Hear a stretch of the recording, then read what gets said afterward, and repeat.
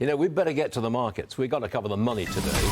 Check futures, all green across the screen, but not by much. But at least there is some green. Look who's here for Election Day. Kevin O'Leary, the man himself.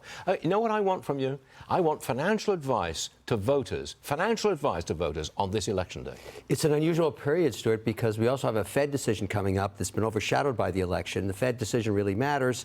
People are anticipating another Fed cut as much as 50 basis points. I'm not sure we're going to get it. Maybe 25, maybe nothing. In times of volatility is also times of opportunity. I have to admit I raised cash. I've got a lot of cash sitting on the sidelines right now. I've been working on this for the last couple of months, working with my team, saying, look, if Trump wins, we got to go long energy because the P's are the lowest of all 11 sectors of the economy. It has been crushed by regulation, and I think it'll be deregulated because of his idea of using lower energy prices to get inflation down. Right. And so that interests me. That means a lot of lifting of permitting. So maybe the ANWR gets opened up. I'm going to go long the infrastructure of energy if Trump wins. So I got to have some cash aside for that. I like that sector a lot.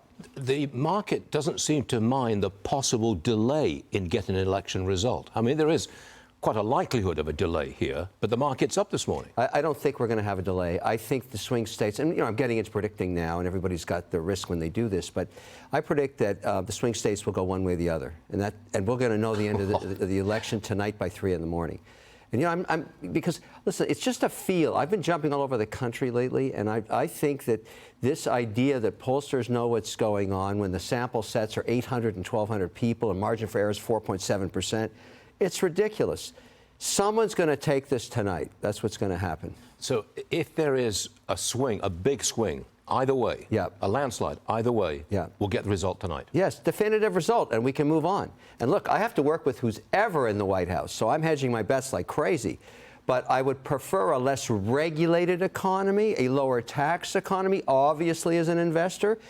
If you raise corporate taxes, which I don't think will happen if Harris gets in, they just won't let her do it, from 21 to 28, that'll be the largest tax increase against the S&P 500 earnings in history. No one's ever done that before. You would wipe out a huge chunk of American earnings in everybody's savings accounts. That's never going to happen, and that's the trouble with her platform. Listen, I have crazy ideas that'll never happen. Don't worry about them. They're crazy. I've got all my guys. I've got Mark Cuban telling you it's not going to happen. Don't worry, it's not going to happen. Well, why do you have to say it in the first place? I'm a little frustrated with that. I don't think it's going to happen because I think the Republicans are going to take the Senate, and that's where they can stymie any tax increase and regulatory increases that Harris may come up with, even if she wins. Or Soviet-style price controls. That's a crazy idea. It is. So these ideas, even if she gets in, will never happen, but that's a weird way to run a platform, to say, I'm going to say the things I have to say, but don't worry, they'll never happen.